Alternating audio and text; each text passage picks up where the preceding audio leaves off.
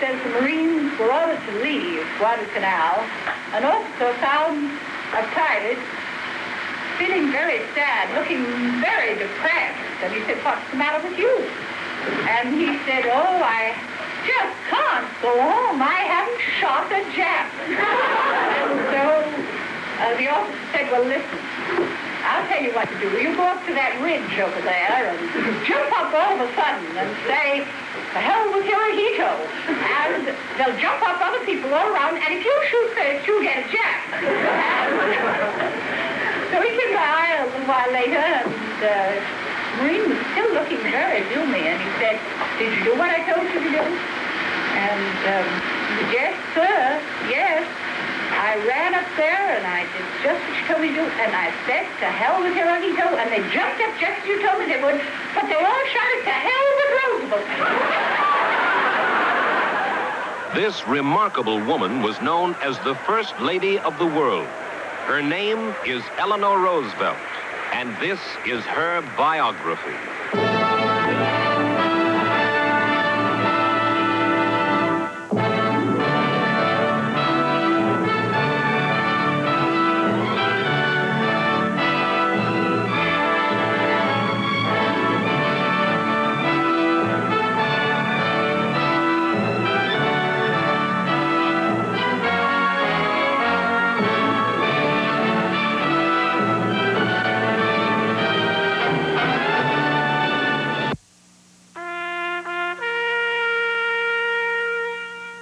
Vietnam.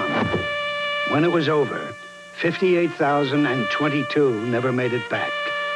And America is still asking why.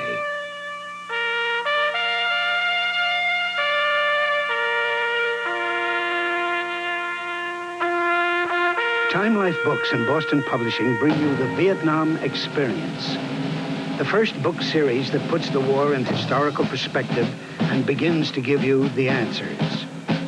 These are the books that let you feel what it was like to be there.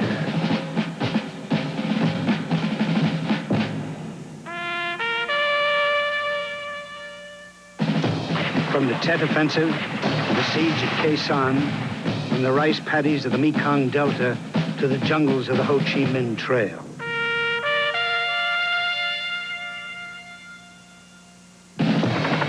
Join the men who fought as bravely as any Americans in any war, fighting an enemy who was nowhere and everywhere.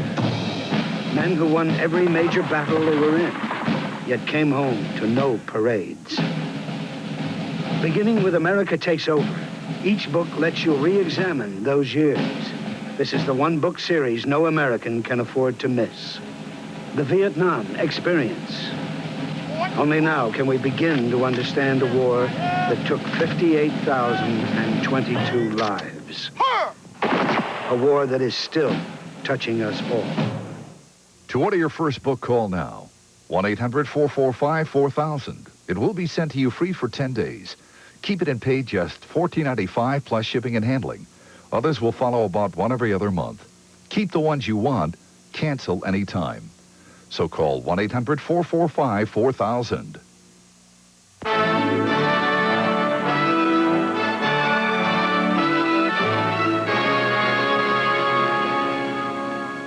I'm Mike Wallace. This is Biography. Our story, Eleanor Roosevelt, to assume the traditional duties of the First Lady. But she couldn't be content in the role of White House hostess and leader of Washington society. There is so much more to do, she said, so many engrossing challenges, so many heartbreaking and pressing needs, so much in every day that is profoundly interesting. In her 70s, Eleanor Roosevelt still possessed the vitality and enthusiasm that characterized her whole career in public life.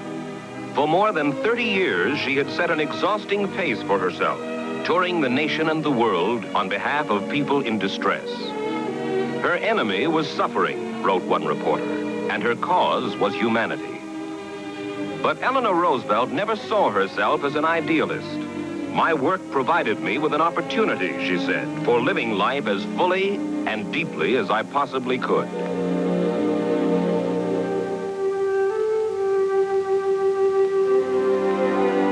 Born in 1884, Anna Eleanor Roosevelt is a shy and retiring little girl. Says her mother, she's so plain-looking, such a funny, old-fashioned child that we call her Granny. When Eleanor is 8 years old, her mother is fatally stricken by diphtheria. She clings to her father for affection. But within 2 years, Elliot Roosevelt dies. A lonely, insecure child, she is sent to live with her grandmother. I was made to feel, she would say later, that nothing about me would attract attention or admiration. Occasionally, Eleanor is permitted to visit the summer home of her dynamic uncle, Theodore Roosevelt, already a prominent figure in American politics. First thing I remember is that he was horrified that I didn't know how to swim. So he thought he'd teach me as he taught all his own children, and he threw me in. And then he fished me out and lectured me on being frightened. She makes her formal entrance into New York society in 1902. I was the first girl in my family, she recalls, who was not a belle, and I was deeply ashamed. At a fashionable ball, she meets a fifth cousin, Franklin Delano Roosevelt. Franklin, a senior at Harvard College, launches a whirlwind courtship. Says Eleanor, I was only 19, but when Franklin asked me to marry him, it seemed entirely natural that I should say yes. And then she adds, it would be years before I understood what being in love, or loving, really meant. Sarah Roosevelt, Franklin's strong-willed and possessive mother, objects to the marriage. But young Franklin refuses to give up the idea. In the fall of 1904, Sarah Roosevelt reluctantly announces her son's engagement. Their wedding is attended by the President of the United States, Eleanor's uncle, Teddy Roosevelt. We suddenly discovered that the minute Uncle Ted left us and went into another room, everybody else left us too, and so we had to follow. It was really much more important that Uncle Ted was there than that we were being married. For the first years of my marriage, Eleanor says, my mother-in-law did everything for me. It never occurred to me to revolt, she admits. I did whatever was required of me, hoping it would bring me the approval and love I so much wanted. Franklin, a successful young lawyer, decides to enter politics. And in the spring of 1910, he runs for a seat in the New York Senate. After his election, Eleanor says simply and naively, I will learn about politics. It is a wife's duty to be interested in whatever interests her husband. In 1920, James Cox, Democratic candidate for the presidency, selects the dynamic young Franklin Roosevelt as his running mate. The whistle-stop campaigning fascinates Eleanor, but she remains in the background, fearful of the crowds, the noise and excitement of public appearances. Frank learned a great deal. He wasn't a very good speaker in those early days. There would be horrible long pauses, and I would wonder whether he was ever going on again. But he learned. He was very young and arrogant when he started out in public life, and he learned a great deal as he went along. When the Democratic ticket is defeated, the Roosevelts resume the comfortable pattern of their life. They spend the summer of 1921 at the pleasant island resort of Campobello. But here, Eleanor Roosevelt will face one of the crises of her life, when her husband is suddenly and tragically stricken by infantile paralysis. The family is told that for the rest of his life, Roosevelt's legs will be paralyzed. His mother urges Roosevelt to dismiss all thoughts of continuing his political career. She wants him to retire to the life of a country squire, convinced that the most insignificant physical strain will cause his health to break entirely. For the first time in her life, Eleanor Roosevelt begins to fight for her convictions. With Roosevelt's political aide, Louis Howe, she wages a determined campaign to convince FDR that he must not give up. Louis Howe wanted him to continue his interest in politics, and so he decided that I'd better go into the state political setup in New York so as to bring people into the house more and keep my husband's interest up. And so Joey Howe used to go with me to meetings and sit in the back and make fun of me afterwards, which was quite painful, but very good for me, because I would never have learned to speak otherwise. In 1928, Democratic presidential candidate Al Smith convinces Roosevelt that he should run for governor of New York. Roosevelt wins the election by an overwhelming majority. Writes a reporter, "The victory is a tribute to his personal courage and to the determination of the woman standing beside him." At the age of 44, Eleanor Roosevelt finds that the pattern of her life has changed. She has become involved in a great many political organizations and charity projects, and she discovers that the activity is exciting and stimulating. Never before has she felt needed by people outside of her home and family. For Eleanor, it is an exhilarating and rewarding experience. Franklin Roosevelt reaches the peak of his political career in 1932 when he is nominated as the Democratic candidate for President of the United States. Eleanor joins him as he campaigns across a depression-racked America, seeking support for the New Deal. A mature, forceful woman, she is no longer the awkward, timid wife who campaigned beside her husband a dozen years ago.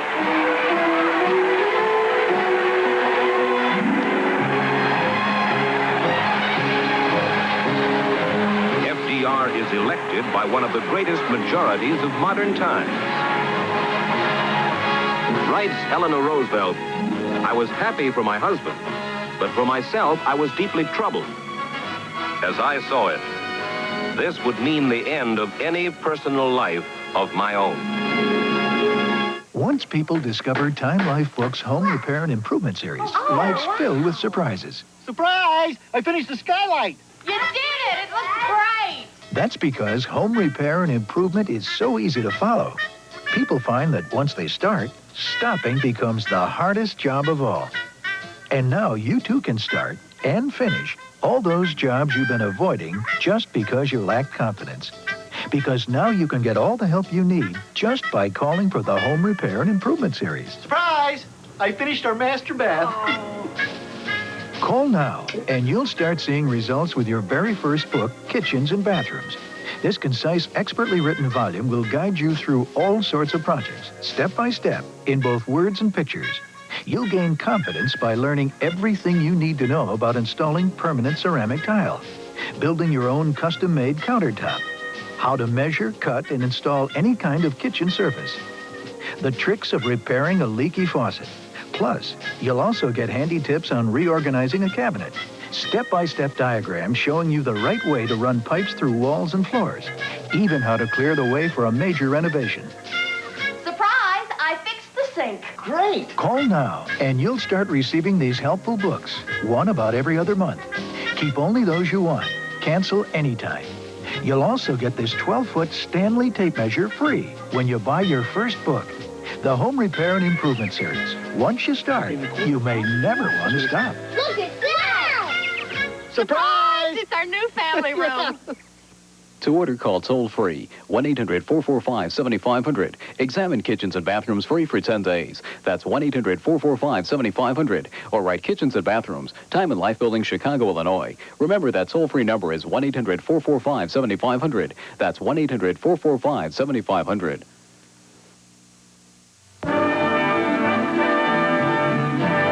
March 1933. Eleanor Roosevelt is swept up in the whirlwind of activities surrounding the first days of Franklin Roosevelt's administration. From the very beginning, Mrs. Roosevelt makes it clear that she intends to be more than a mere ornament on the White House reception line. She is sent on a tour of the country by FDR. He wants her to serve as his eyes and legs. Look at the clothes on the wash lines, he tells Eleanor. Look at the cars and see whether the house needs painting. Talk to the people and tell me what they're thinking. She learns the problems of national labor organizations in her talks with union members. And in the years to come, she will actively support labor's demands for improved working conditions.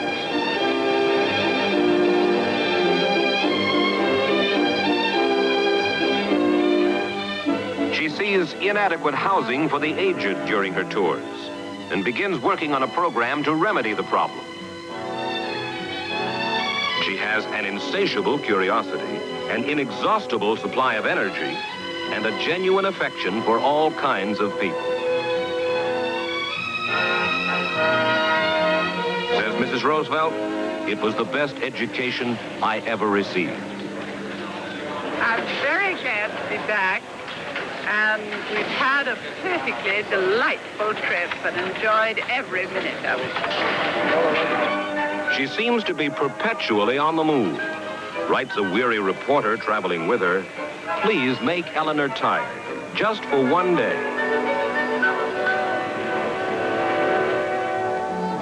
An accomplished horsewoman, she crowds an occasional morning ride into her hectic schedule. In these days, she recalls, I was afraid to go to sleep for fear I would miss something. Her wide-ranging activities begin to involve her in controversial national issues. When Marian Anderson is denied the right to sing in Constitution Hall because she is a Negro, Eleanor Roosevelt arranges for the concert to be held in front of the Lincoln Memorial. For the remainder of her life, she will continue to be an outspoken champion in the cause of equal civil rights for all people. She is called on by congressional committees to testify about her public statements. Blue Plains was our conception of how to care for the aged. Her formal education had prepared her only for acceptance in high society. But the practical education of the past decade has given her a working knowledge about national and world affairs. It is 1942. Once again, she has become the eyes and legs of FDR, reporting to him not about a depression-riddled nation, but about a war-torn world. Traveling under the code name Rover, she visits combat areas and makes it a point to stop at every hospital. Says one battle-toughened admiral, watching the faces of those kids light up when she talked to them made you know that she was the best medicine they could have had.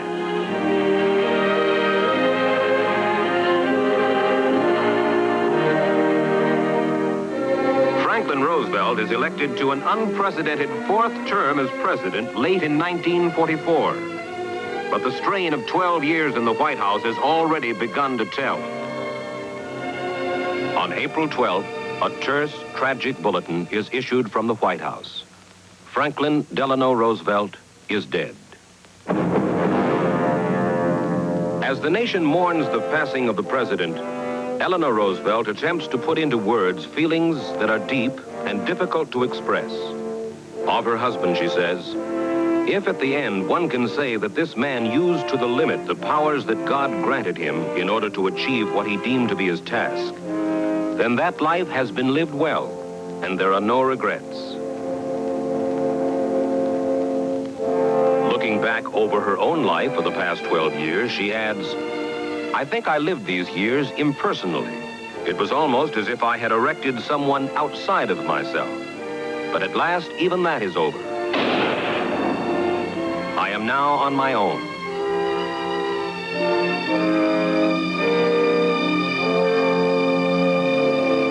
She tours refugee camps in post-war Europe. Appalled by the suffering, she becomes more determined than ever to provide help for these people. Eleanor Roosevelt is the driving force behind the Universal Declaration of Human Rights. This Universal Declaration of Human Rights may well become the international Magna Carta of all men everywhere. We hope its proclamation by the General Assembly will be an event comparable to the proclamation of the Declaration of the Rights of Man by the French people in 1789, the adoption of the Bill of Rights by the people of the United States, and the adoption of comparable declarations at different times in other countries. The desire for peace lies behind this declaration. The realization that the flagrant violation of human rights by Nazi and fascist countries sowed the seeds of the last World War has supplied the impetus for the work. Man must have freedom in which to develop his full stature and through common effort to raise the level of human dignity. She continues to travel restlessly across the nation and the world, wherever she feels she can fill a need or lend a hand. Her warmth and sincerity inspire faith in the people she meets. Her genuine interest in their problems gives added meaning to her plea for brotherhood and peace. Writes a friend, in her womanliness, she has a heart that never hardens, a touch that never hurts, and a smile that never tires.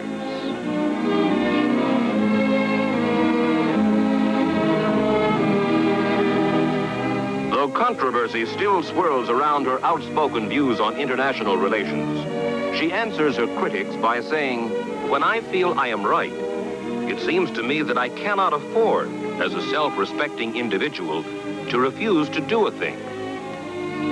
It is a remarkable statement from a woman who once said, I could not rebel for the thought of losing someone's love and attention.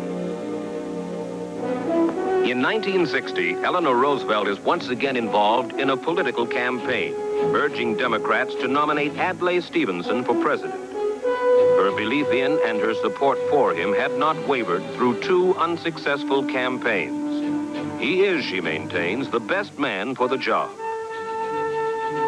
Stevenson is defeated at the Democratic convention, and Eleanor lends her support to the successful candidate, John Kennedy. This is the last time I'm ever going to campaign, she insists. After all, next time I will be 80, and that would be absurd. Within a year, however, she will accept a Kennedy appointment as a delegate to the United Nations.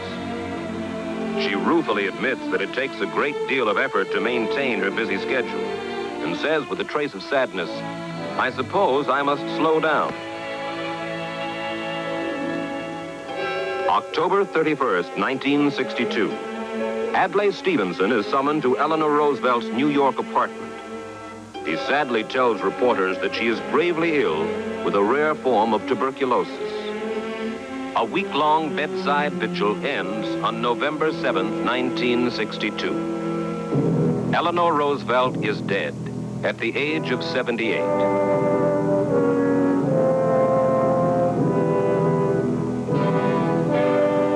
The entire world mourns the passing of Eleanor Roosevelt.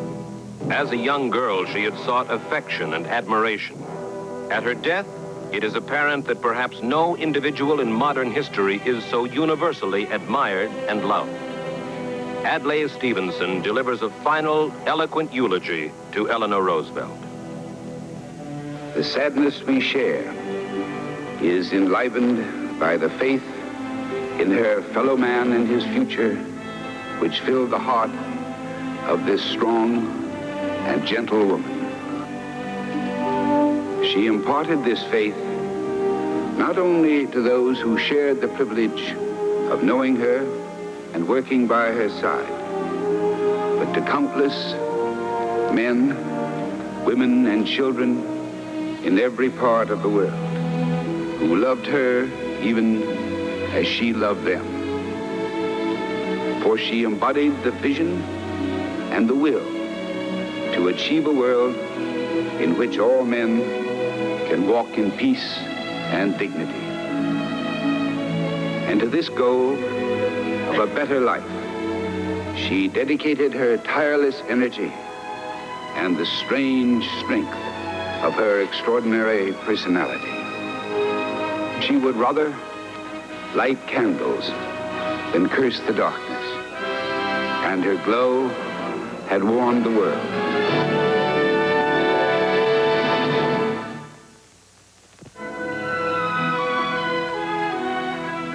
On April 23rd, 1963, the President of the United States signs a congressional act chartering the Eleanor Roosevelt Memorial Foundation.